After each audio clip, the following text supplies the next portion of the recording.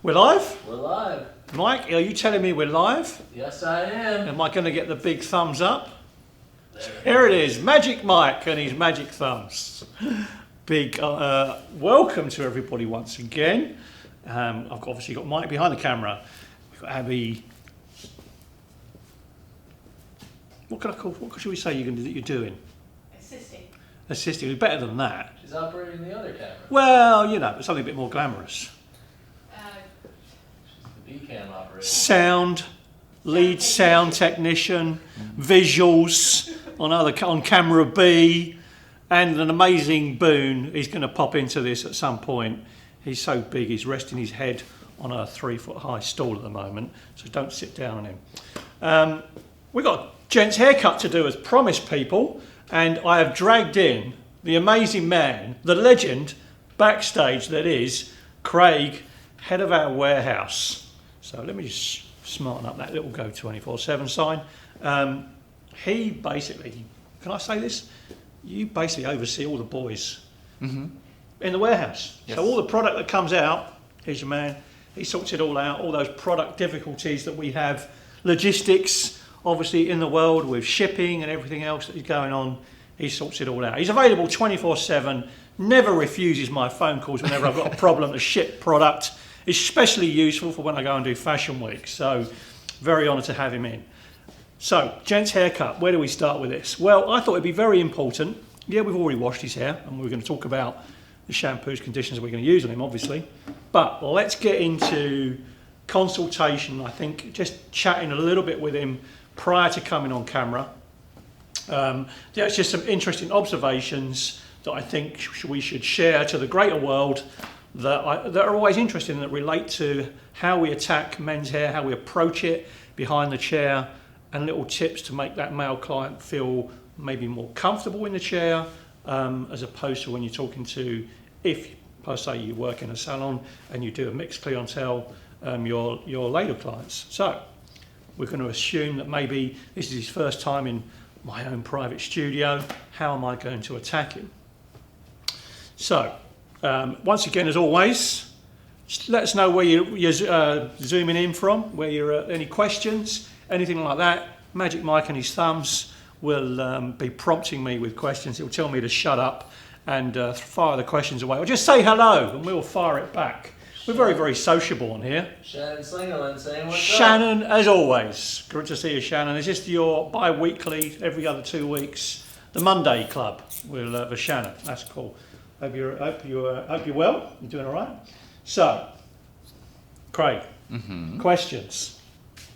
I'm never going to say to him, "Okay, what do you want?" It's never going to happen. It's not in our vocabulary, purely because you're then letting him per se or your client then dictating what we're going to do. And how is he supposed to know necessarily what he wants in hairdresser's language? He might give you some information, but he's not going to come out and say, "Okay, I want some graduation in the sides, my hair's a bit fine, I want to build up some weight." He's not really going to give you that information. He might say, "Oh, I usually have a number 2 back and sides and then trim the top." That's a general answer you would get from a question like that. I would think that would be fair to say if I asked you that one. So I'm going to say to you more on the lines of, okay, talk to me about your hair. What do you like about it at the moment, or what don't you like? I don't like how much I have on the top. Okay. I want to take some off there.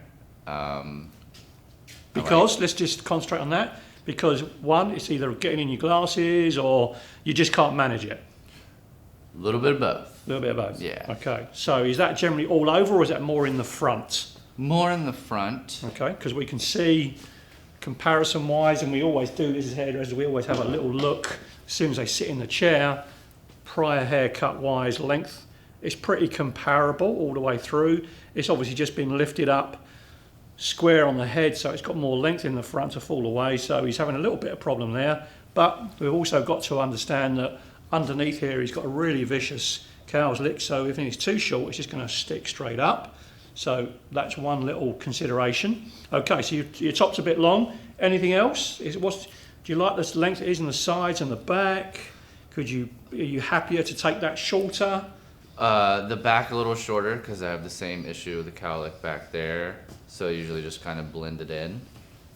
So you like it tapered into your neck? Correct. as opposed to like what I call a Boston line. Yes. And I've already, had a little look at what's going on through here, and you can see his hairline through here comes into the point. So we'll be showing you how to blend that through, soften that all out. And because it's quite low, we really want to come from nothing and take that up higher. So that just gives him a bit more longevity on the actual haircut of how it's going to be cut. How often do you get your hair cut, out of interest? Depending on every 4 to 6 weeks. Okay, so reasonably economical, because some guys are 2 to 3 weeks nowadays. Little interesting fact through here, he used to shave his hair all off completely. And I got that in a prior conversation. I was just like, why did you do that? Purely because it's easier, you didn't have to worry about it? That, yeah, and just the fear of getting a haircut for some reason. Fear of getting a haircut, there we go, people. What was the major fear of having a haircut, if you can remember? I don't really know why, I just... Too self-conscious sitting in the chair? Pretty much. That's probably the number one reason.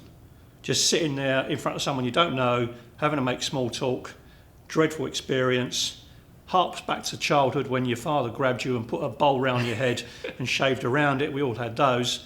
My dad used to threaten that. Well, my mum used to threaten us with that when I was growing up. She was a hairdresser, and she actually quite liked long hair.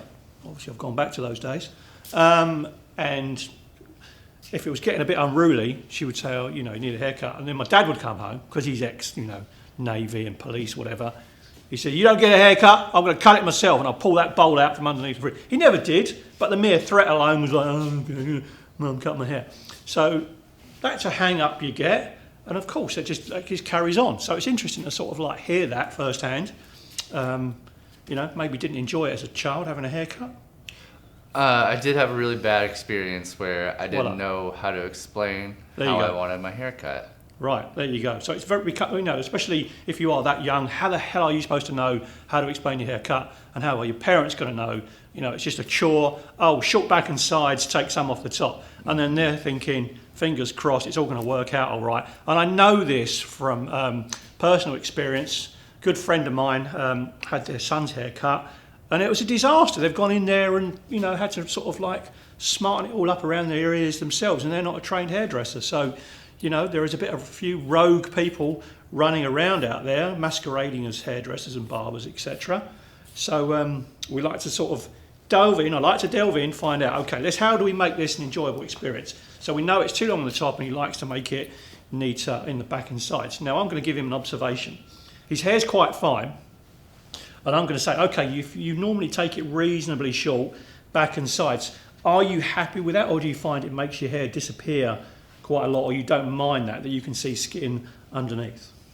I don't mind that, really. He doesn't mind it. Okay, that's really important to find out, because generally hair growth through here is always finer, or it's at its finest look, especially because it pushes itself back. So I could do, per se, a number 2 through all of this, and this is going to look instantly shorter, purely because of the light, hair growth pattern and everything else. It always looks generally shorter. So that's something to take into account, especially working on finer hair. You might want to come in and do it with scissor over comb, purely because then you've got that as a chance to actually look thicker and longer than actually the back, even though it might not be taken quite as short. So there's a little tip for you. He doesn't mind it, so we can find out with that. A little bit of length kept in the front. So product-wise, do you like to use product in your hair? I do. You better say that, because he works at a product company's warehouse. Yeah. And by choice, what would you use? I generally use our pomade. You use a pomade. Mm-hmm. And I'm going to, this is the one this is what I need to know. Why do you like pomade? I like the hold, I like the consistency. Okay. It's easy to use. Do you find it sometimes makes your hair look a bit too fine? It does. Okay, that's my instant reaction with like fine hair, pomades.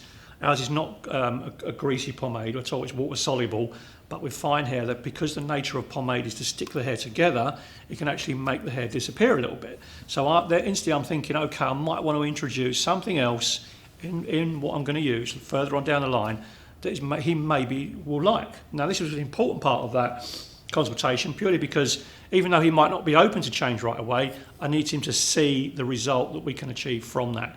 So give me a rough idea. You're doing your hair, you wash it most days. What do you do with the pomade? You just put it in your hands, comb it through? What do you do with it? Put a little on my hands, run Yep. it through my hands, run it through my hair, and then Yep. comb my hair. Over to one side. What's the effect you're going for? Yeah, style it to the side. Looking for more like a retro finish, what's like sort of like greased through, or just purely to control it? Mainly to control it. Just to stay off your face. Mm-hmm. And is that because your hair in the front's too long at the moment, so you're using the pomade to keep it out of your eyes, and off your glasses? Correct. Okay, so we've got him saying yes a lot, which is really important. He hasn't been saying no, I don't do this, I don't do that, which is what I want. So he's gaining a little bit more confidence into this as we're going, if that makes sense. Hopefully you are enjoying that. It's not too painful. Bit more, no. It's slightly different to what he's used to. So I've gathered product information, haircut wise, and then I can start suggesting, like I've said, all right, maybe we'll have a look at this. Maybe I won't take it quite as short, or I will. I might scissor over comb it, because now I go into the actual mechanics of the haircut, and I'll start looking at how that hair is going to respond to what I cut. And really important on this, some super strong growth patterns all the way over it. So necessarily, I don't really want to go straight in with a pair of clippers, take it all off, because it could give me potential problematic areas further into the haircut. Any questions yet, Mike? Nothing yet. Sarah Grant saying hi to both you boys. Okay, Hello. that's cool. So let's have a look. Let's have a look at head shape. Really important through here. We look at the shape of Craig's head from the side, and we can see from the crown, a very vicious crown through here. The growth pattern pushes it around this way. So it's, unless you're using a lot of product to comb that down, even when I comb that straight down, it flicks through here. So it comes in a spiral this way all the way around the head. So we always make sure we have that in our vision, subconscious, while we're doing the haircut. So how much curvature does he get out of the occipital bone through here? Not a huge amount, as you can see through here. So maybe with fine hair, maybe we want to try building that up a touch, and maybe not just do a straight clipper and short one all the way out. We just do a really fine taper into the neck at the bottom, and then we build it up a lot faster, and just give him the option of maybe we take that taper down just to build a bit of weight through here, and let's just see how much of an optical illusion we can create out of that. I don't find the hair through here is too long or too short. It's probably like a really good optimal length at the moment for the rest of it. So maybe I can leave that in. So sometimes it's not always about taking hair off. Sometimes it's about what we actually leave behind. I mean, I can just about grab that with a finger, which is, is a good length. It's the hair underneath here that is in relation to that I can maybe utilise. We're looking at, majority of the time, do you wear glasses? Yes. All the time? Mm-hmm. Okay, so how does that react to the hair that he's got through here? So it probably just drives him a little bit mad. When the hair's that long, it starts popping over the glasses. Depends how fine out and how finicky he is as a person. Some people are just very, very anal about that, and as soon as they see a little 1-2 hairs on the ears or whatever, I need a haircut. He's already said 4 to 6 weeks. I really want to turn him into a 4-week client. Really, I want him to get that he can have a pleasurable experience, and he actually enjoys the social side of coming in. Level of chat is good. We'll talk about that a bit in a minute. But we've really sort of like understand what his needs are as a client. So we've as I said before, we've determined product, style of hair, and I'm already thinking about the actual product I'm going to introduce to him further on.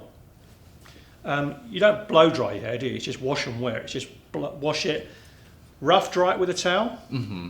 And let's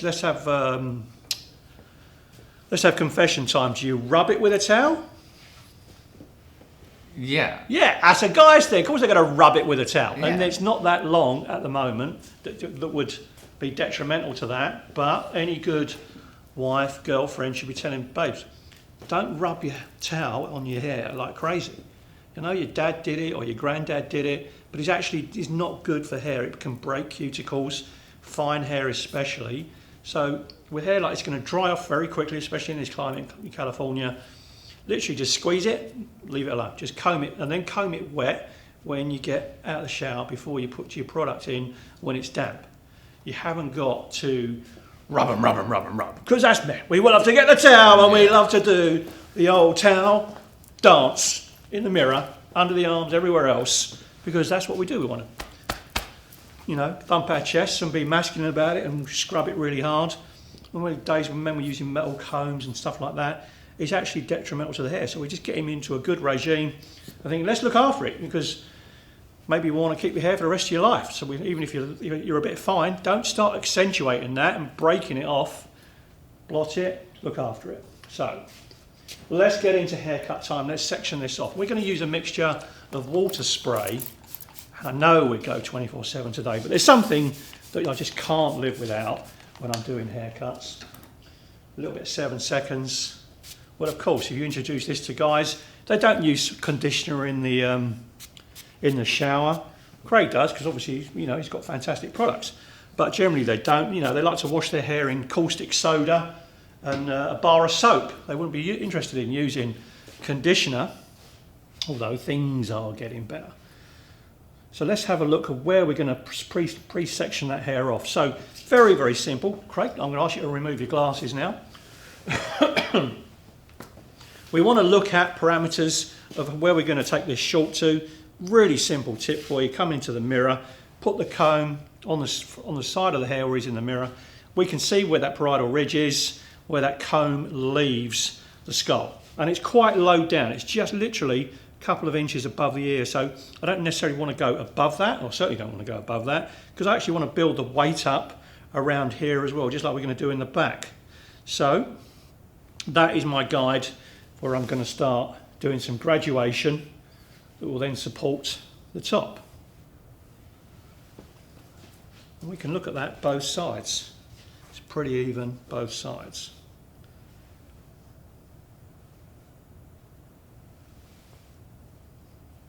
I'll just pre-section this off. Any questions or observations so far? No, we're doing all right? Shannon's the only one saying great consultation. Thanks, Shannon. Hope you gained something from that. I need a smaller clip purely because length of hair is quite fine, so just run that one on there. And obviously it is maybe slightly easier, me being a guy talking to a fellow man, but you've got to think of it, the same equation applies to, obviously when I first started my career and talking to women. We've gone into this before when we did haircuts. There was tricks involved in that. And the number one, I've got this one, this goes from way back when I first started. A guy told me when I was cutting his hair, his father was a barber. And this guy had done amazingly well in life. He lived when I was living and working in Norway. And so he used to love coming in and having a haircut. Very, very successful businessman. But he told me a little story about his dad was a barber, and he said he used to read the paper front to back every day. We don't have to do that anymore, we just have to look on the internet.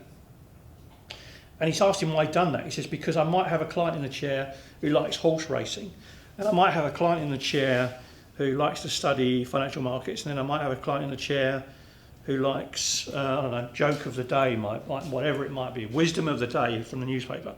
He said, but it just gave him an in with the client to talk to them and to put them at ease a little bit. And, he said, not only that, he said it improved his general knowledge of the world, but it just was a real benefit for his clients. They really enjoyed that because he just had, not saying an opinion about everything, but he was just well read enough with a newspaper. You can now do that obviously on the internet, whatever you want to do, just to have a little conversation starter with the client. Some people might not necessarily want to talk to you, but others more than often will. So I've got a couple of options to attack this hair. Do I come straight in with clippers, scissor over comb, or maybe we do a little bit of clipper over comb? And I just like the idea, clipper over comb work with Craig's fine hair. It's going to be slightly more finite than maybe using guards on there. And I just like the idea of that. So I'm going to actually go clipper over comb. Mike's running around trying to change my clippers at the moment. He's taken the wrong plug with him. It's extremely funny off stage. This should be live. It's a great thing with live TV. It's just like you cannot see the pandemonium that's going on behind the set, and Boone is walking around wondering what the hell's going on. So let's get in here and start clipper over combing. So I'm going to err on the side of caution. I know the wide tooth part of my comb is the optimum side to use when I do this, just like scissor over comb. And I'm going to start with that. Adjustable clippers, they're nicely oiled. Let's go in.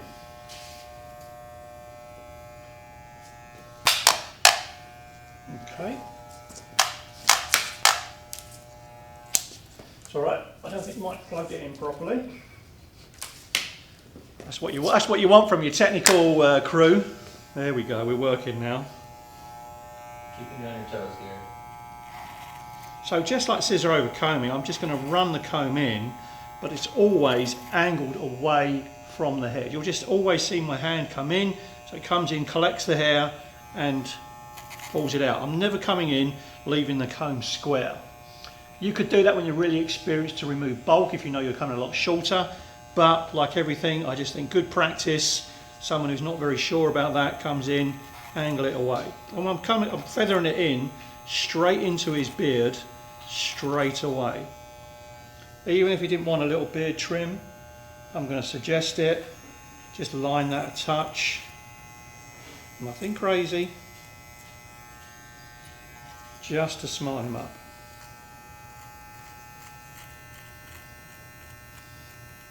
Guys generally, they always like everything done really short for economical reasons.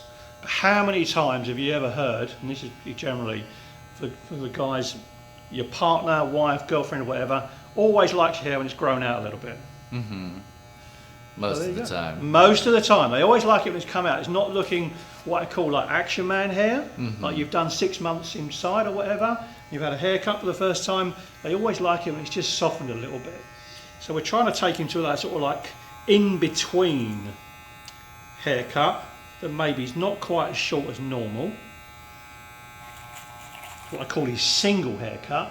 And as a married man, or we're living with someone, we give him his optimal, super wife-friendly, girlfriend partner haircut. And it's also funny as well. I mean, this happens all the time. We all know this. How many times you think, oh, I'm going to get my haircut today, and your hair looks great. It's always a week prior to that. So now I'm going to switch over to the finer side.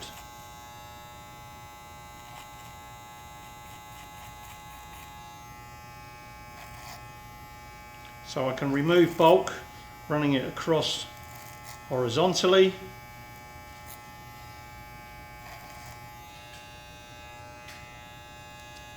I've got to push down against the hair growth through here. Really work that comb in. And as I detail, I come back in, and it's just a little, I don't know what motion I'm going to call that, but you'll see it from barbers on the YouTube and Instagram all the time. It's always that little motion, not go in there, dig for gold. It's always very, very scooping, in and out, in and out. Keep that wrist motion going. So we pull the ear down. Boone's on the floor. You can just see the top of his head over there. He's keeping an eye on us. Give Boone a little give it a camera. There we go.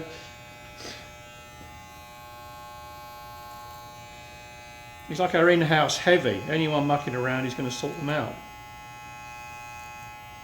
So working around the ear and come back into wide tooth comb part.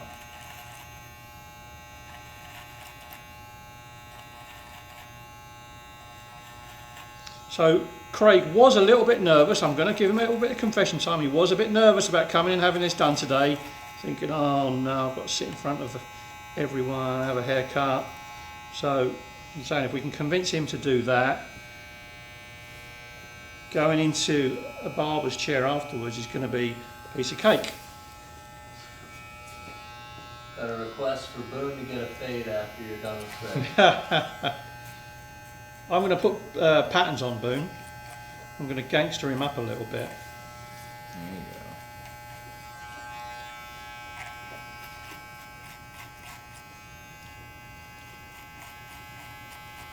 So what am I looking for at this point? I'm looking at the actual curvature of the skull underneath, of where I pull the comb in.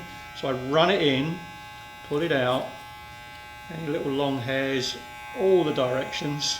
And yeah, I could have come in with a guard, but because the space is so limited to where his parietal ridge is through here, it's literally just like a couple of inches. I come in here with a guide, and I've really got to be really good at forcing that line in. It's not a problem. If I were doing a skin fade, I come in and I would just do a slightly lower, neat blade and take all that hair away, and then consequently blend that in. But of course, what happens then is that the hair above, that gets shorter and shorter. And at the moment, I think this is a really nice length that actually will make his hair look a little bit thicker. And that's what I'm after, is just to give him a little bit more bulk on his hair. But we'll have that illusion when we're done that the rest of it can look just as short as what he's used to. Just trying it out, and we'll see what he thinks afterwards. If there's no hair coming off the bottom, I'm not worried about that. It's more about just this part through here where I want to build up the weight on the occipital bone. Get a nice soft blend going on that.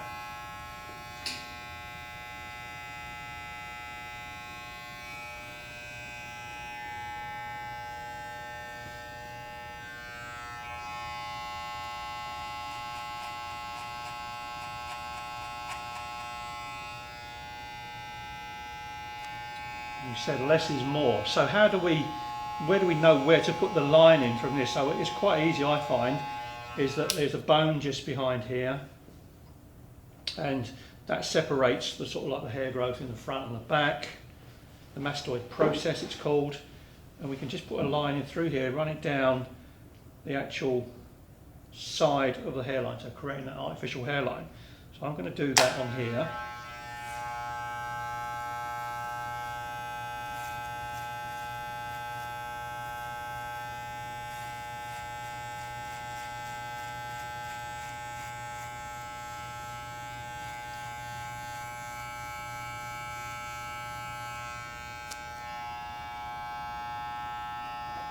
And we can see through here, angle-wise, in comparison to the other side.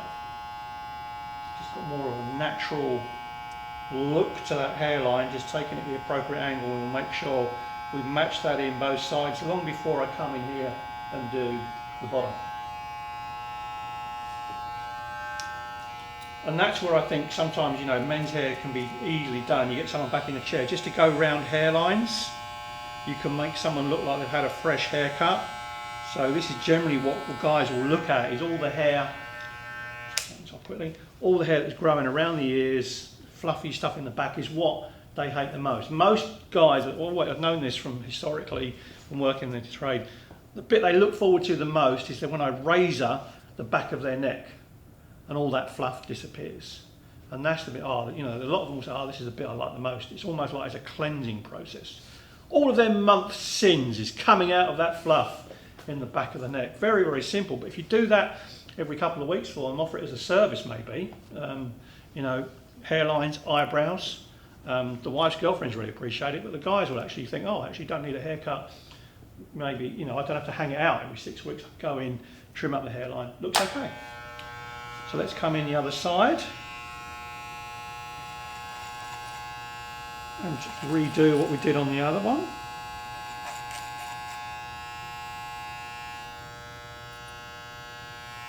What I like about doing this as well, I've gone for this clipper over comb purely because of the growth patterns in his hair, that I know I can force those patterns every which way. If I'm using a slightly longer clipper guard, they're not going to get in there and do it. I would have to come back in there and replicate it anyway with a comb. So that's why I've dived in straight away with this.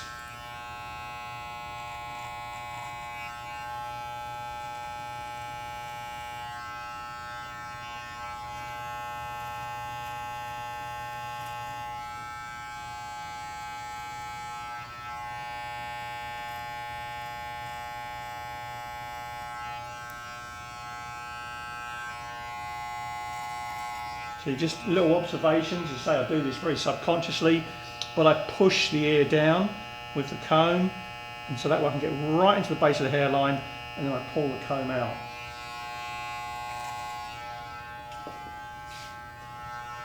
Anyone else coming in? Mike, questions, hellos? Nope, we got somebody else commenting though that you'd make her day if you gave Boone a fade.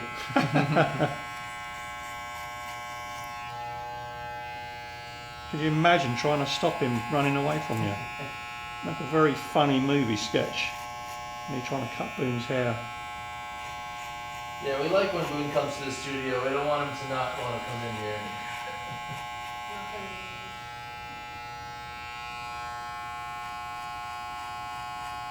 So what I'm dealing with here at this point is the hair really wants to grow forward on the top and it's pushed back savagely underneath it. So I'll comb the hair down straight to utilise that, but hair on the side of caution of just a touch. Always coming up, comb is angled away, and I call that going up the wall. The more I come up, the more I can build weight up. So as long as you keep coming in, out and up, okay, there's your motion, in, out, and then up, especially when I'm doing my cutting, you're always going to be safely leaving that hair above, absolutely fine. I think that is the initial part when people start cutting men's hair, especially with clippers and stuff, they get a bit frightened of how high to go up. So pre-sectioning your hair off into this horseshoe section, so much work is going on, what we call from recession to recession at the front, round to the crown. A lot of work is going on underneath. It's really, once you concentrate on that, you subdivide it, you get that right, the top generally then starts looking after itself, becomes a lot easier, as opposed to you trying to work the whole hair as one. Can be a bit daunting for people first time out of college, etc. And we're big ones for educating those newbies.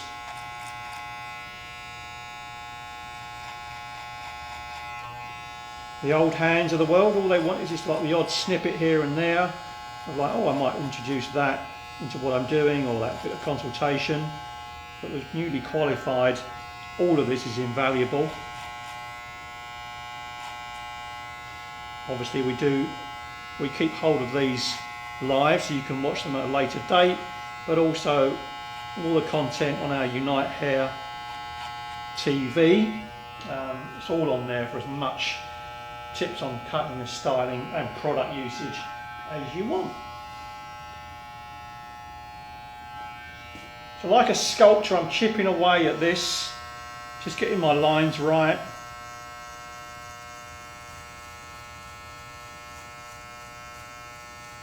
And these lines at the sides, where I actually do take the hair away, they generally draw themselves after a little period of time. You can actually see the angle, it's just, I don't know, is that 45 from a 90? We do 90 here, it's close to being 45, so working down on that, meaning close to that, is always going to look good, always going to look very, very natural.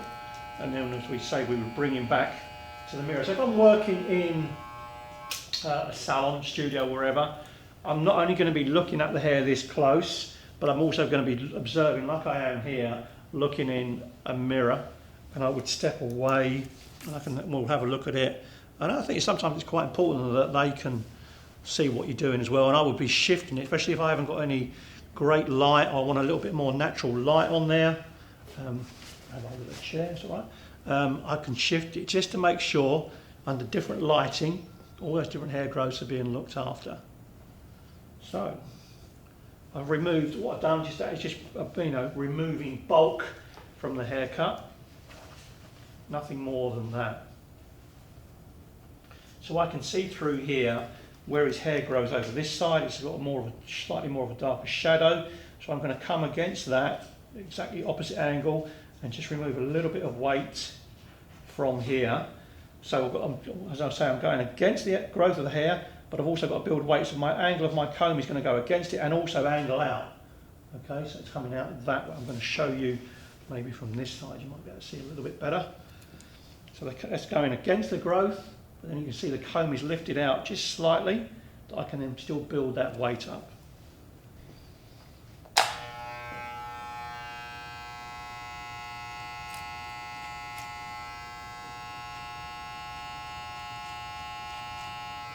And you won't notice it, but these fingers, they're on that position. They're not there just there to look dainty like I'm drinking a cup of tea and cucumber sandwiches. they're actually pressed against his head, so they're keeping my combs nice and firm and pressed. Nothing more that a guy likes is that if you feel confident in what you're doing and a little bit of tension in your work, move the head where you can actually cut it. Okay, really important to stretch that out, because that's what's going to happen in real life. The hair's going to stretch, and then we can see light on it. That way I'm not bending down trying to get in there. I can actually stand up straight, proper angles, and cut accordingly.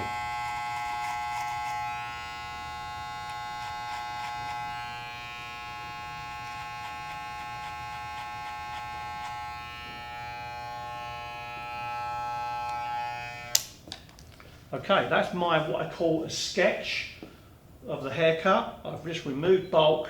I'm getting a better idea of what I'm going to do. So now I can come in. I can come and use a guard on the bottom. I'm going to use a half on this.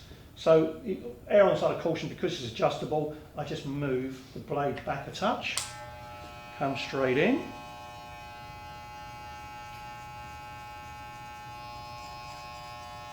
As you can see, once again, I'm using that in and out scooping motion, but because the nature of the hair growth grows up, grows sideways, I've got to come in every which angle I can just to hit it. I'm not going to go in too high.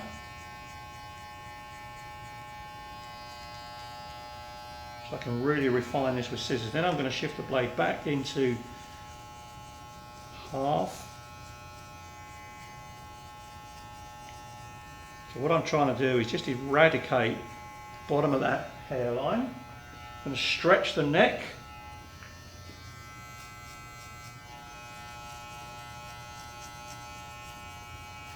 I got a question for you, Gary. Yep. How would you adjust your clipper over comb if they have a cowlick, whorl, double whorl, co-licky? I'm sure I'm butchering those terms, but... Well, same here. He's got this like vicious pattern, so same thing. It's about going through every direction. So I've now come down to neat blade, but pull the blade back. That's at the nape of the hairline? Yep. Yeah. But it applies anywhere else on the head. This is still not going to take off the hair completely. You're still going to have a little bit of shadow. Then I'm going to come back in, neat blade. That is going to leave the finest of stubble through here. And hopefully what we find, that hairline is now really softened out into the neck through here. Now it looks way more rounded, just like we have. It's going to mirror that shape that I've got going on there with the graduation. Consequently, sort of like it actually shrinks Craig's neck a little bit in doing that, because the eye's not dragged down with the hairline.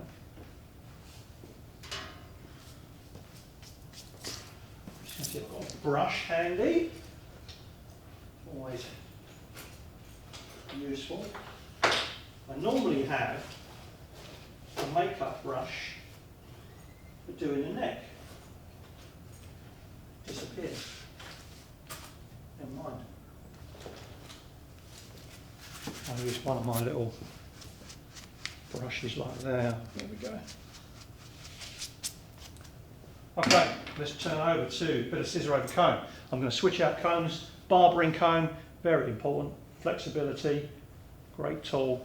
Let's do some scissor over comb now to soften that hairline and to blend it into that bit of graduation through here. So we push the neck down gently. We come in against the hair growth.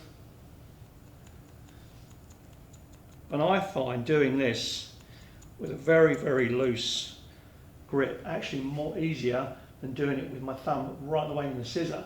I actually just have to fit my tip of my thumb on the eye of the blade, the scissors, and then I can really move. Let me get in a better position here, Gary. Super quick. We're going to zooming in? Yeah. Oh, nice. So, look how the comb's bent. One blade's moving, the other one's virtually stationary.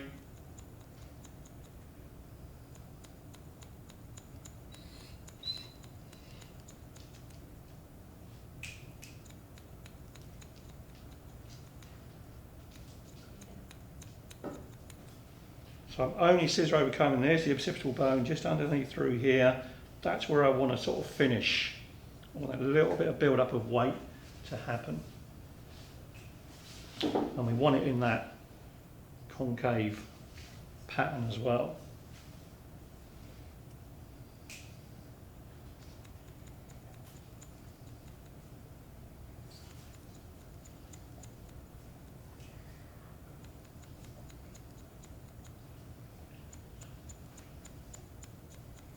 I find this very, very therapeutic, scissor over comb work. I really enjoy it. I don't know why, but it's just very relaxing.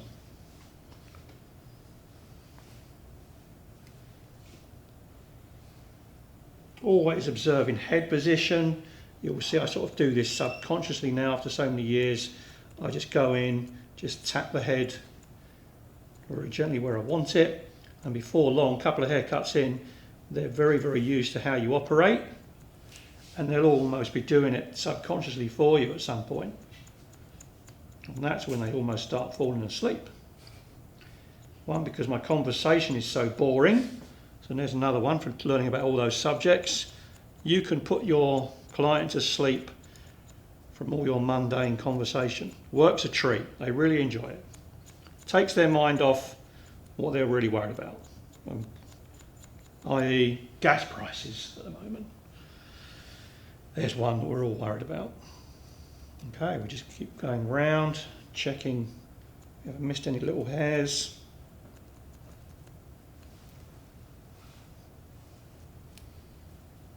Actually, we haven't got a little before and after we can run up on screen, but not looking too bad. People can even give me a thumbs up or a thumbs down. What I like now, I can see through here on this silhouette, is how that's now changed from the light and the dark through here. I now have a much more sort of like rounded view, and this looks more artificially heavy as opposed to stretched out that we had before. We've compressed it a little bit, and I think it's, visually that's just a nicer shape. It now looks way more pronounced than what we had before. We've got curvature on here, whereas we knew before when we put the comb on, it looked like it was, virtually running in dead flat. Thumbs up, lots of hearts.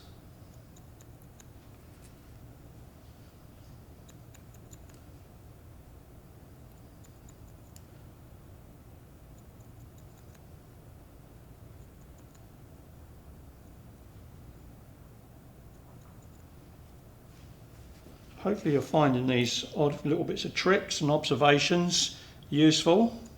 And here you can see why that comb is so useful.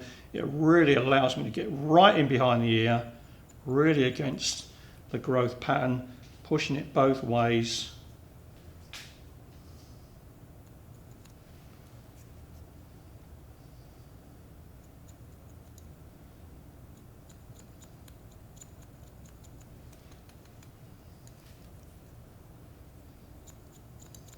Love that thumb over the ear position. Who's that from? C-Mags 14. All right, we'll just recapture that. Here we go, it's quite simple. If I come against it, I'm going to go down, up. But I've also locked in my fingers on the head. I'm pushing, so it's sort of like subconscious. If I need to push his head over a little bit more, I can do without losing control. But it's just an observation through here. It's like how tight that hairline is to his ear. So we know we've got to come in here with our little detailing clippers and really refine that line, so we're not going to get any stray hairs growing over the ears very, very quickly.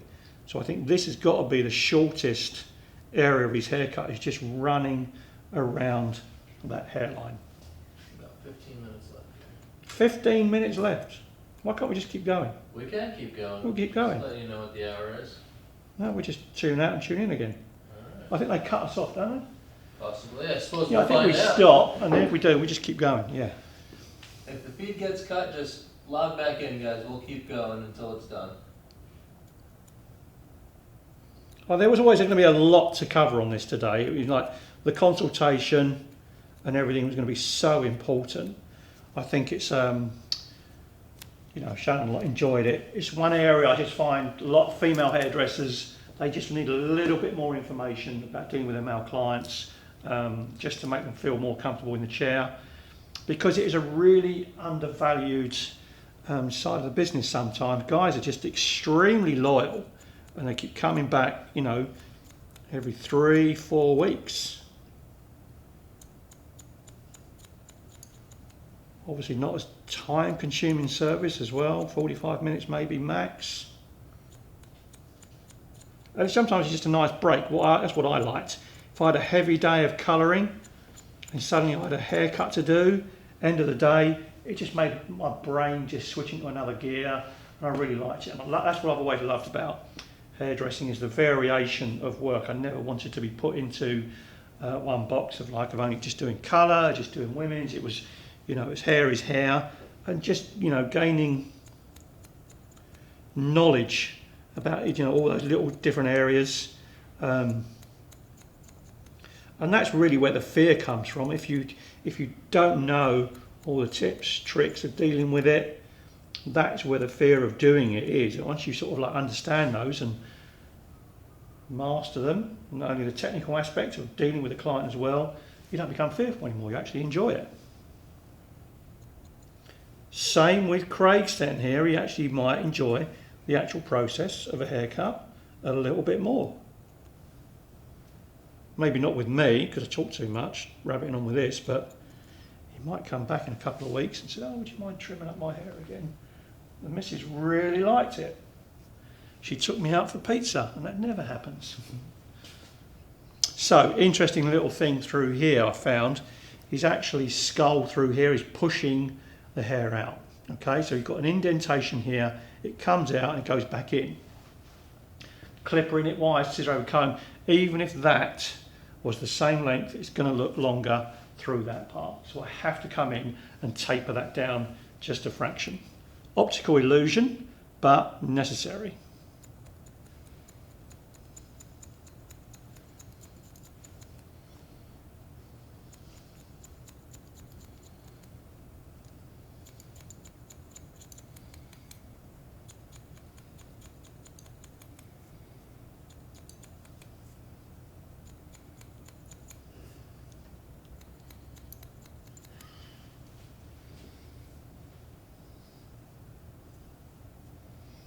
So always comb your scissor over, comb down.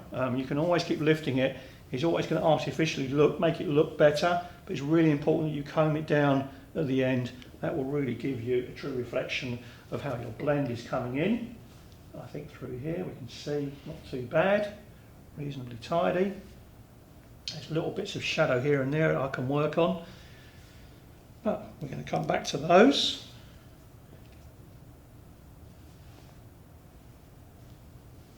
And looking at it from distance is really important. Give yourself a couple of feet, because that's generally where people stand in relation to each other. It's a better viewing side of it. People are not going to come up to you, well, that's a nice haircut. They can always sort of look at it from distance slightly.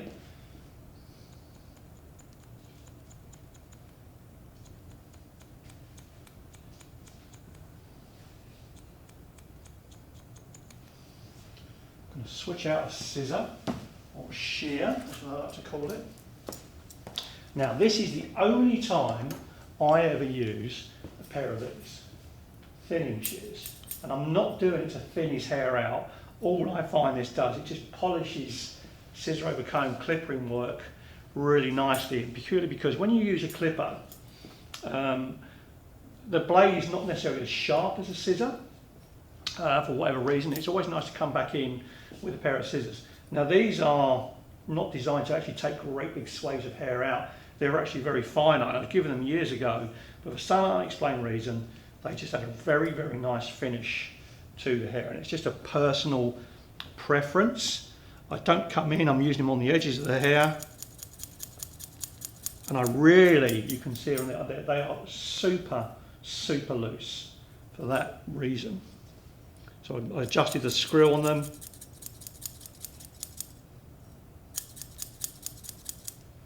And because his hair pattern is so strong, this will give me the advantage of when I want to blend it in, because there's no direct straight line, natural fall, etc. The hair's moving all over the place. So just a useful tool I picked up, and a really great stylist I used to work with back in London. Men's was her speciality, and she always wanted to borrow them. She loved using them, and I thought, well, if they're good enough for her, she was a beautiful scissor over comber, turned into an art form. She was old school. She'd done loads more scissor over comb long before she ever used clippers. That was all her work. She was thoroughly impressed with them and used to like borrowing them whenever she could. And a question from Heinerman Hair is the handle, and it says, in your salon, do you offer complimentary necklines, cleanups in between haircuts? Why, yeah. Why or why not? Yeah, absolutely. I should say, come in. I'll do your hairline. I'll do your eyebrows. Maybe line your beard or whatever. And I could fit those in while someone's having their hair shampooed. That really wasn't a problem. Or I might designate an evening in the week, spare half an hour. You know, so what if I stayed behind at work for an extra half an hour? But yeah, all the guys would just text me, oh, can I come in and get my hairline done? It really didn't take that long. The more you do it, the quicker you get with it, obviously, anyway. So. Tricky way of keeping them coming back? Well, it's customer service, isn't it? So, you know, you're just making feel that like you're looking after them properly, as opposed to just having them in the chair and getting rid of them. So here's our little tip for you when you're dealing with the front, is to chisel away this part of the haircut. Very, very important is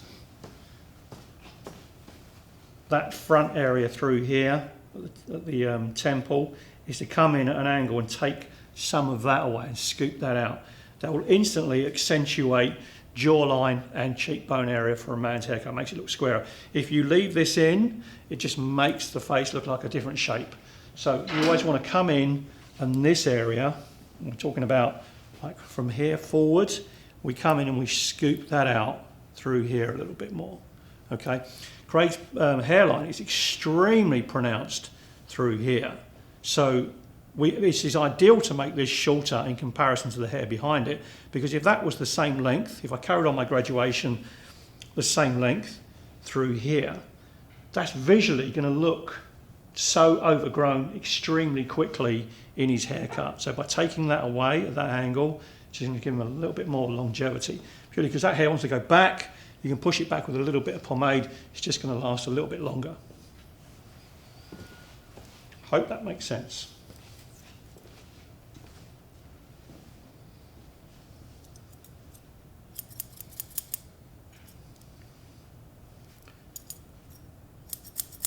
Myself and Dale talk about that one a lot. He's always very conscious of that when I cut his hair. And he said it was a tip that he got from the lead barber from Sassoon's back in the day in their barbering school. And it does make perfect sense.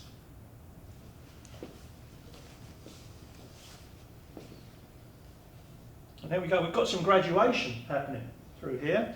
Very minute, but our angle through here is ideal. We've used his own hair cut previously, and you can see, like compared to the other side, this looks a bit squarer. We've got some graduation coming on through here. So we run it around.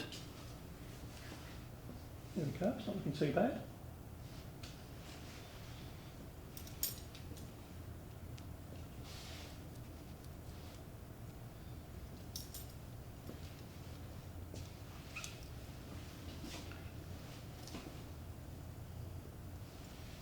Just this little part through here.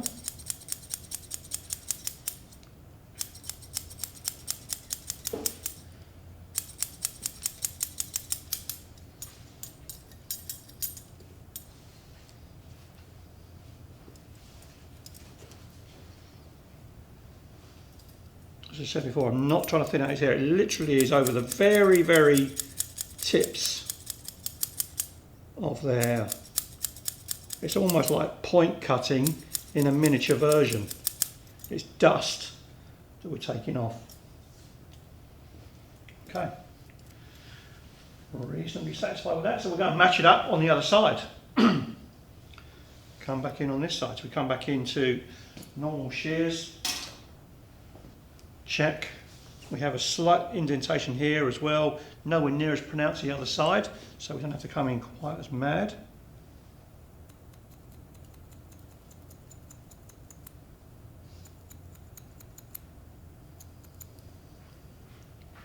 One of our viewers let you know you're looking good there, Craig. Hey, thanks. He's assuming you can't see yourself, and he's right in assuming that. Appreciate the support.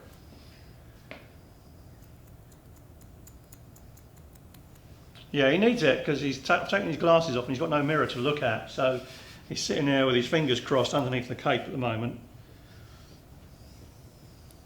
You're getting a whole new fan club.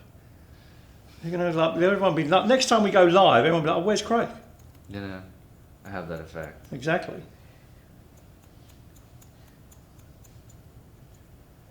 And Craig is originally from Alabama. Alabama. And how long have you lived in California now? Going on 12 years. Okay. So now I'm going back into salon mode. I'm going into questions. I'm running this as I want to know, but I just thought it'd be interesting. Okay, let me delve in. Moved to California because? My wife got her degree and she wanted to come out here to start working. What's her degree in? Costume design. Amazing. In what theatre or something else? It was theater. Yeah. She worked at Balboa for a while. Balboa Theatre, right, nice. She's currently working with Unite from time to time and taking care of our toddler. How old? She'll be 3 on April 1st. Fantastic. First one? Mm-hmm. Gonna have any more? It's been in discussion. Whoa! I mean, basically, you're told Pretty much. whether or not you're having another one, and you Basically. just have to nod. Mm-hmm, mm-hmm. There you go. There you go. Man's conversation. Yeah. We can have a laugh about that because he knows Mm-hmm. that's the truth. You know, my recipe for a happy marriage, partnership, just practice, yes dear. Mm-hmm. And it just gives you an easier life. Sarah Grant confirming the cutest toddler. Hold on, Sarah Grant. Hold on. I'm a little bit more biased on that one. Oh. Whoa, that's heavy.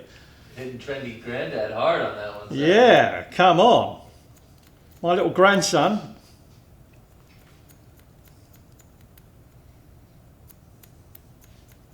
He doesn't have to be cute though, he can be handsome.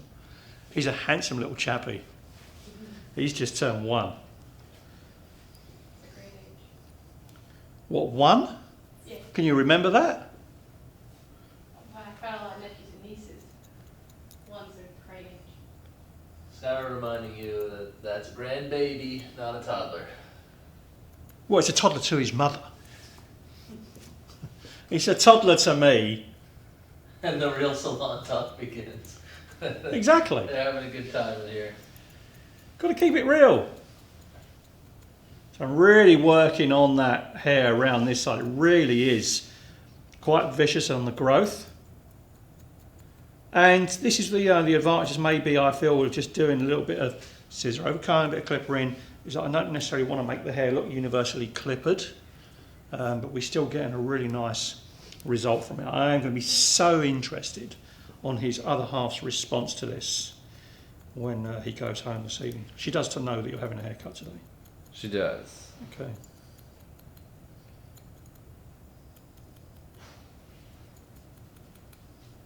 Really working that hairline against all its growth patterns.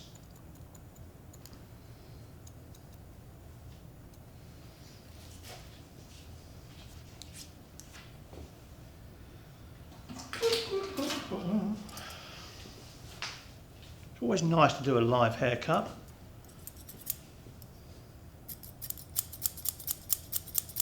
We're over our hour, so it doesn't look like we're going to get booted on here. So That's great. if the connection's lost, we'll just log back in, guys, so you can join us again. We're going to continue this haircut. We always knew the back and sides were going to be the longest part, not only purely for from a technical aspect of showing it off. You know, we had to talk about it all, doing the consultation, massively important. Really, you know, we were doing a company conference with someone a few days ago, and the consultation really is the key. All the problems can all be routed back to that. If you ever have a problem with a client,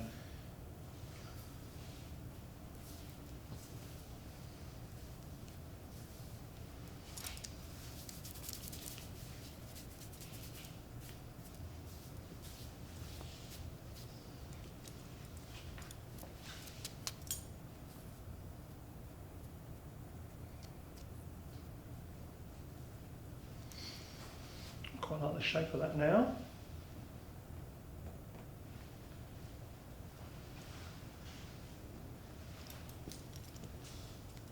I'm going to clean all his neck up with a razor at the end as well, make that super clean. But on the whole, we've got a nice bit of graduation in the sides. We've chiselled away that front. Pretty good. Now I can see that you won't see on there the length of hair you've got through here in comparison to that side is so great. There's nothing wrong with that. You can have disconnection, but I just find that's a problem area that he's going to have with products. You're going to have to use so much product to comb that back because gravity takes over, natural fall on the curvature of the head through here.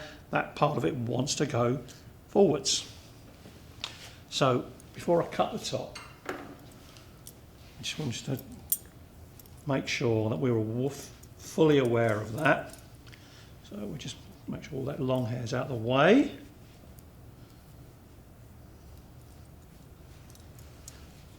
Just a little bit more to take out of that.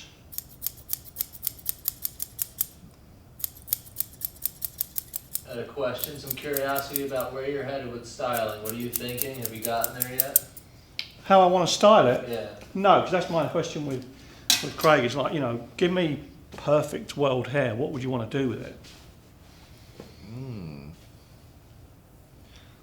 That I don't know. Okay. That's something I interest in you. Do you like the idea of like a soft quiff on there or something? Yeah, usually that on the top and then just like a neat line on the side. That's... To me, his hair does it perfectly. Now taking the clip out, is that we can get this so the hair, because it grows in a spiral, wants to come around that way, we can utilise that. I think it's already giving me a hairstyle. So you have a little bit of length in there that you can actually make it do two things. So I can quiff it or I can flatten it, just depending on choice of product. But it also utilises what he's got. So a little bit more 7 seconds in there. Another question about the cutting. So how does the hair diameter, fine, medium, or coarse, and hair density, thin, normal, thick, influence your thinning shear choice or approach when blending? So go back and start that one again. You read that far too quick. How does hair diameter, fine, medium, or coarse, Yeah. and hair density, thin, normal, thick, influence your thinning shear choice or approach when blending/fading? Well, I just said like before, I'm not trying to use it to blend in. I've already done all my blending work with my normal scissors. It's what I use them. It's what I call like a polishing. So I'm not using them to thin the hair out. I've literally just come in and just use it on that area. So they're just not strong enough to thin the hair out because the comb's not hitting it. The comb is literally just hitting tiny pieces of hair. That is, the scissors just hitting that part of hair. Once I go into here, if I left the comb in deeper, then yes, I would be thinning the hair, but I pull it so far out, it's tiny bits of dust. So because it's only on a minuscule amount, and it's the same coming over here down here, it's not thinning the hair out, it's just used to polish it.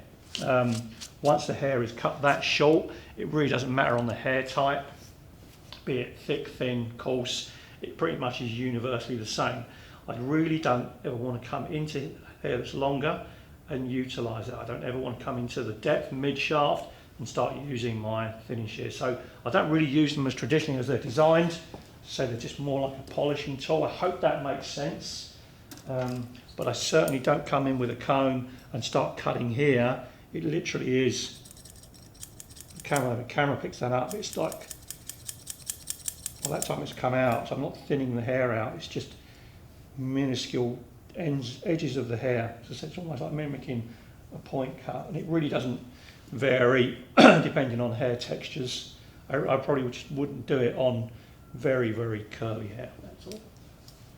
I hope that does make some sense. Give you a thumbs up. Good question, I like that, it's a good one. Anyone that stops and makes you think. Just don't feel necessary that I have to go around thinning hair. I can come back in, deal with problems. Mostly if I'm chopping into hair, I'm doing it to create texture, sometimes to remove weight. But let's have a look at the actual haircut first before I ever go into thinning out hair. Especially with Craig's hair, his hair's quite fine. I want to reverse it, I don't want to thin it out. I want to create bulk, so nice little profile section. Now this is interesting. So where I'm putting it out through here, I've got to come over this side actually. So I'm going to work with palm down. I don't know if you can see that. When I put it out, you see that? There is the hair that needs to come off, just that part. That's the underneath where I built the weight up. I haven't touched that, but you can see that's so much longer than the bit underneath. That's going to create a soft weight line. That is the problematic area that I need to take out, so I have a proper line of graduation. It's a minuscule amount, but going to make a huge amount of difference.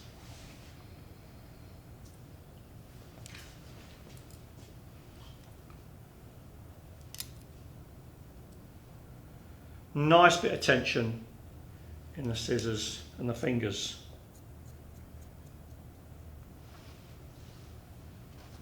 So working on forward diagonals, because that is how we are working forward on the head. I don't want to become cross purposes and take a diagonal back section and work it, because I'm not travelling backwards, I'm working forwards at this point.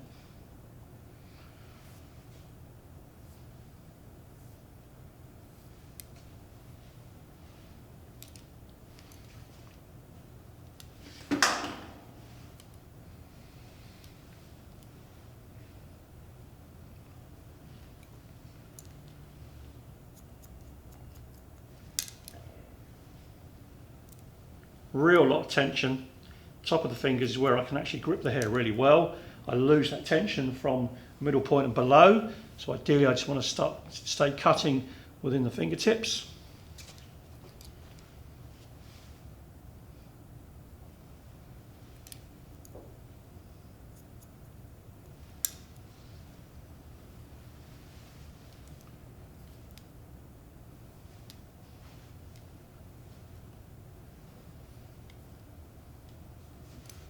You see through here how much hair is going to come off on that top section.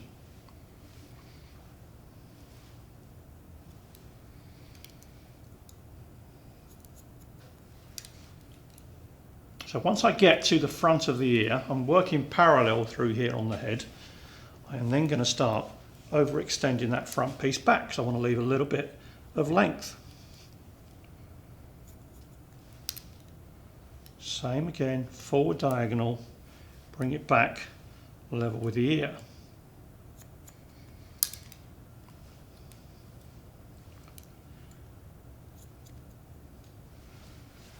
What does that do? It just gives me a much softer line now. It's going to fall off that bit of graduation through here.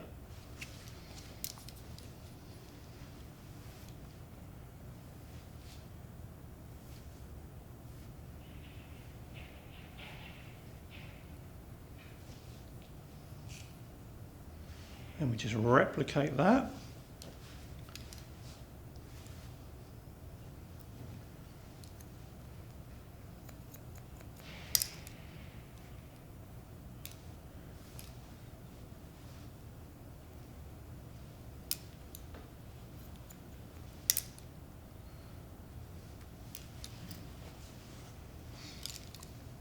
Once again, conscious. Once I get level with the ear, I'll stop.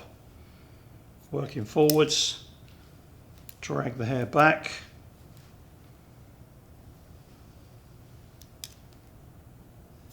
And what I can see out of my peripheral vision as well when I'm pulling this section back now is that I'm really only getting the hair from the very front. The hair from the top is not really reaching the section, the very tip of it is. So it's literally just that part through here where that length was is now the only bit being cut.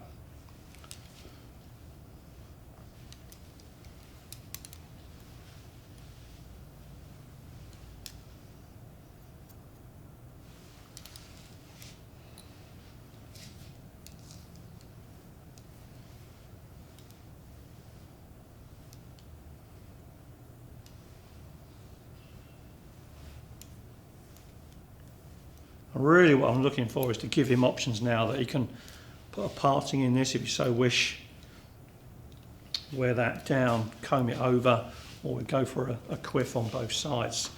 So I like what's happening. Let's do exactly the same on the other side.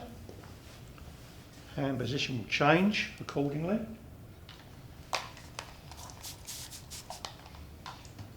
It's so much harder as well. You can see working this way when I've taught hairdressers in the past of getting them used to working with their hands in this position. It looks second nature to us, people with experience, but where I was palm under, I'm coming palm over the top, but it's so much better than trying to come in and do it like this way. It makes sense. If you come in through here, you're bending your body artificially, it doesn't look relaxed, you are making so much hard work for yourself. So we come in, we check a section, and then we start doing forward diagonal this side. See his hand pointing into the head. There's no hair to come off. We don't go looking for it.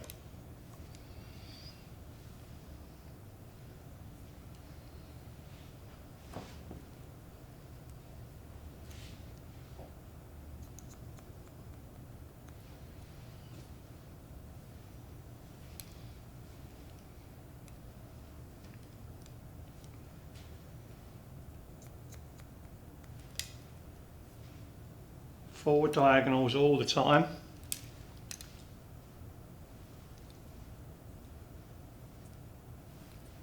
And it's just working that sort of like clean and methodically, just makes everything a lot easier. So from this side, we can see there's hardly anything to come off. So we'll come up higher up again. Which was interesting because when he came sat down, his hair was brushed over this way.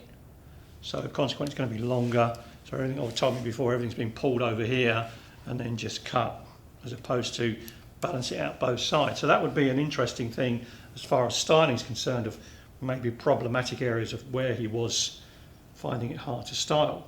You see, as I pull this back on this side, there is nothing coming off there whatsoever. So it already has that angle already. So basically we just matched it up both sides, and that should then give me a point in the front. From recession to recession, so we can drag that all over, and this is where I'm going to point cut this, and I'm point cutting it with a deliberate to make sure I do influence the hair, putting a very soft texture onto it.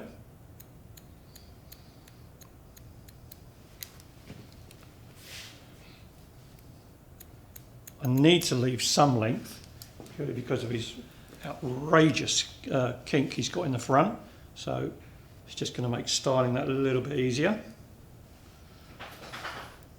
Thank you, Boone, for agreeing. Got a question out of professional curiosity, not saying that you have any of these problems, Craig, but Gary, how do you approach scalp health or thinning with your male clients? Scalp, if it's not psoriasis, like you can help them a little bit with that. If it's dry scalp, product, no problem. Find out what they're washing it in, and diet can help to have a certain extent, and also time of year, excessive heat, air conditioning stuff. But anything else, if it's a medical, then I'm out of my comfort zone. Shouldn't be giving too much advice. Real dandruff actually has a very, very distinctive look to it and has a little bit of an odour, so you can actually tell that there is medicated shampoos to help that. But if you have a dry scalp, just come and use our Reunite, and it really does, it's got anti-inflammatories in it, really helps, and it really moisturises the scalp. It's been great for problematic scalps. What else was the question? Thinning hair, right, thinning hair. The great one with thinning hair is that the majority of guys with thin hair, they think if they keep it as long as they can, it's not going to look as thin. And it's actually, no, it's an optical illusion. The shorter you cut it, the better it looks. Even with a higher hairline, you actually make the hair look more than it actually is. And it's getting them over that line to do it. We used to have a battle with clients, but we used to, actually show them, client with finer hair, even if it's right back here, if it was cut really short. Think of Daniel Craig, James Bond. Got a very high hairline, but keeps it really short, and it doesn't then become such a focus. So if you've got really high hairline and it's fine, it's falling out a little bit, and you keep this long, it has a tendency to separate and fall apart, and it becomes more noticeable. Whereas the shorter you go, it becomes less noticeable, and it then draws people's attention more to eyes and everything else on the face, as opposed to that wispy hair. Barring that, go down the road of transplants.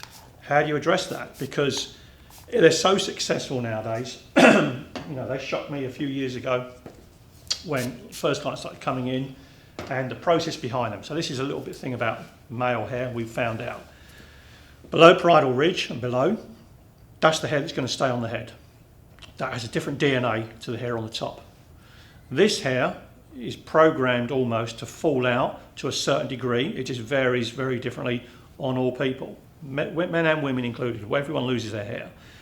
Some men, DNA-wise, are just going to keep the hair on top of the head, and others are going to lose it. But the good DNA under here, what you keep, that is the hair that they take to put into here. So it gets replaced. Bad DNA, good DNA, then you get your hair to grow back. Obviously, the donor hair leaves a mark where you take it out. But there's so many good places now that do that, that you can't see it.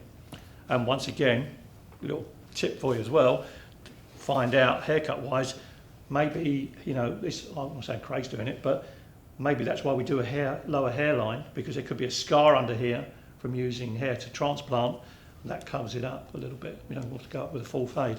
So that's how I deal with clients with finer hair.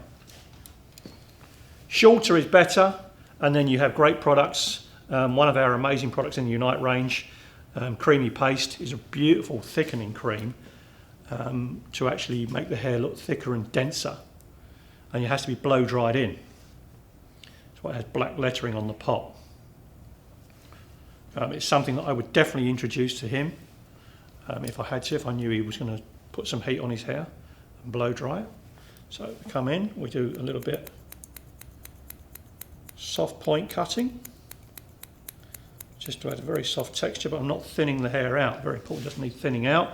I just want to create a soft texture to it. So it's a profile section running all the way down the middle. As you can see, scissors come right over the top.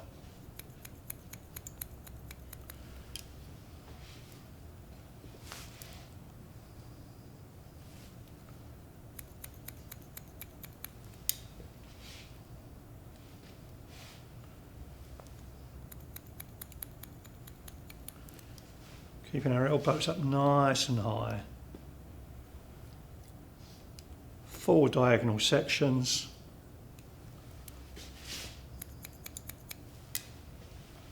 That's why I wore a white jacket for you, Mike, so you could see this today. Love it. Always thinking about the camera. I'm always thinking about our tech crew. I very nearly threw my black jean jacket in the car.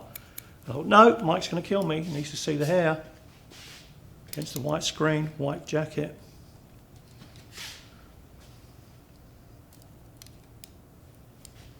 A little bit of overextension through here.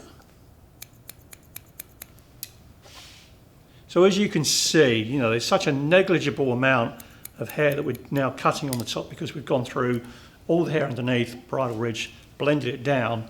There really isn't a lot left to do with the top whatsoever.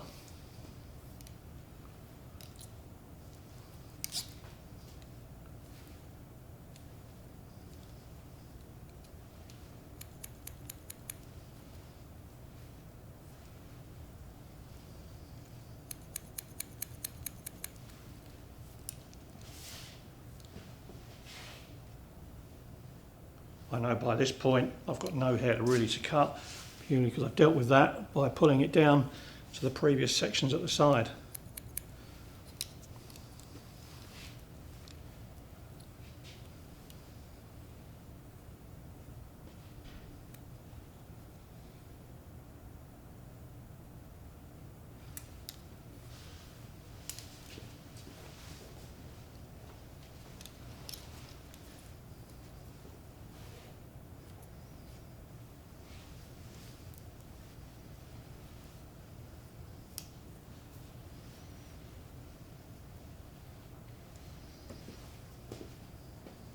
Okay, well, let's clean up his neck a little bit.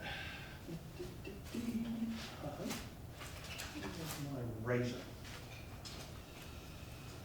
Okay, so I'm going to use a bit of 7 seconds on the neck. I could use argan oil, yeah, U-oil, works really well, but I like this bit of 7 seconds. Moisturising the neck. I know for some people you're not allowed to do this, but, you know, this is where they sit really, really still. Blade comes in, stretch the neck.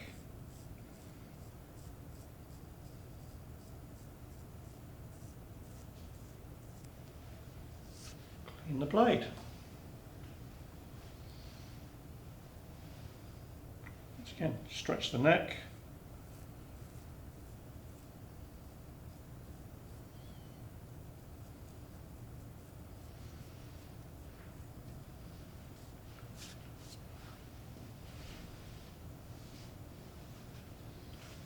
Something very, very satisfying about it.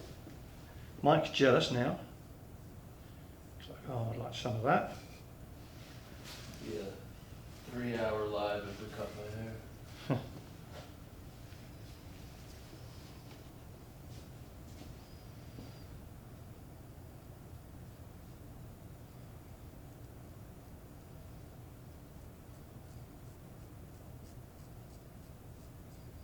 There's no reason to make the head neck really red or really aggravated. Anyone who's used the flat razor or whatever, as that classic go and practice on balloons, you should not be making it look raw. Just a nice sharp blade, very gentle.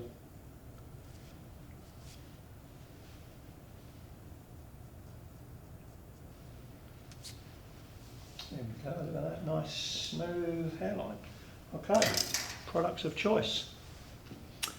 We use mint thickening shampoo for obvious reasons, and conditioner, because it gives a nice little tingling sensation in the hair. I'm going to introduce a little bit of hair gel on this. Our hair gel is that strong, but it's really water soluble, so I can show you from here how strong this stuff is. It's going to come in. There you go, look at that, how strong it is. But as soon as I put it in my hands, it's like water. So it's a non-flaking hair gel. Gel is probably a bit of a misnomer nowadays because, they're full of alcohol, etc. And they always think, oh, it's that spiky hair. I always love that one when I see a guy my age running around with spiky, wet look hair. I think, well, he's straight out of a Tom Cruise film from the 1980s. Tom Cruise is a film star, by the way. People don't know that if you're too young. But you know the look. Shiny suit, spiky gelled hair. It's classic. But I'm just going to introduce it to Craig's. A little bit of drying time.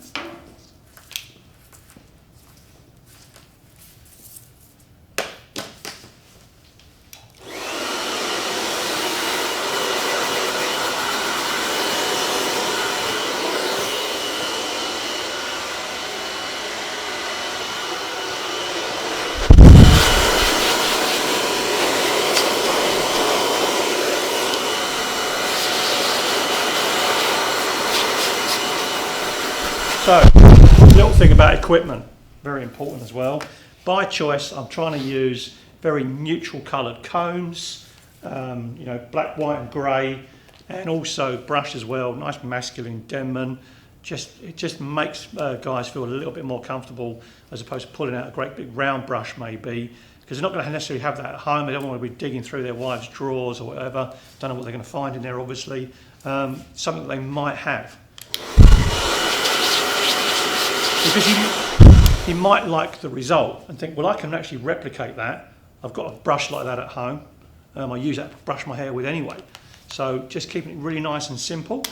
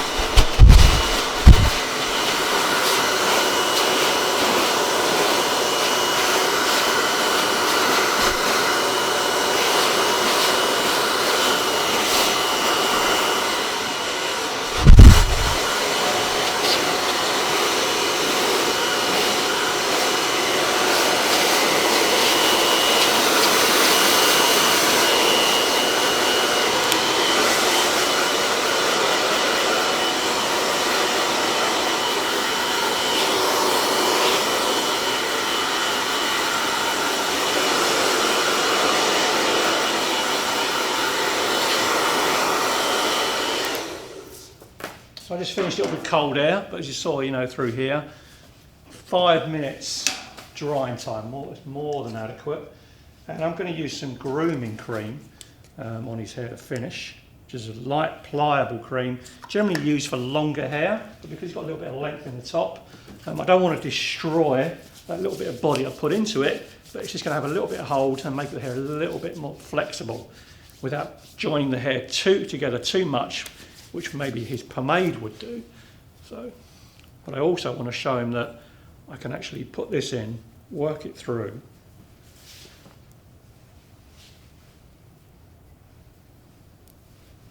And I like to shoe shine product in, so we'll shoe shine it on guys' hair.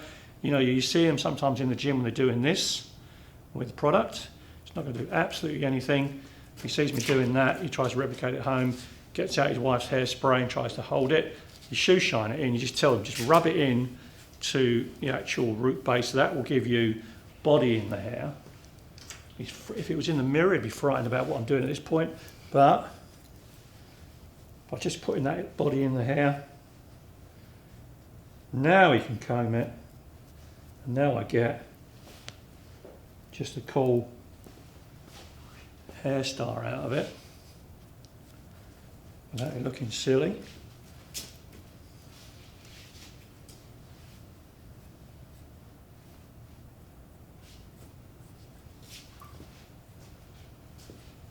Craig, we want to thank you so much for coming in, doing this. Put your glasses on.